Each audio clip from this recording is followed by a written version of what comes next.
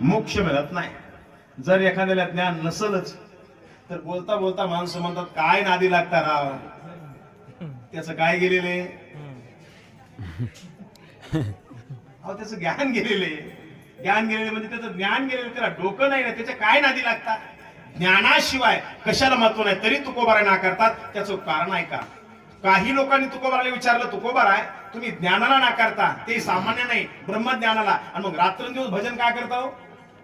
रात्रंदिवस भजन करता, ज्या ज्ञानाला तुम्ही महत्व देत नाही. तुकोबाराय म्हणतात आम्हाला भजनाची सुद्धा आवश्यकता नाही, पण भजन आमचं कसं आहे, एक माणूस पोटभर जेवून घरातून निघालाय आणि निघाल्याबरोबर रस्त्याला पंगत बसलेली सत्याची.